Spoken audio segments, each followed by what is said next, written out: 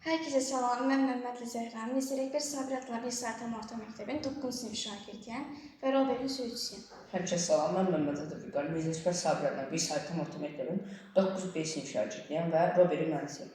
Biz Sabik 25 festivalına tam hazırıq. İndi ise Robert'in test edək və yanğın söndürmə əməliyyatını icra edək.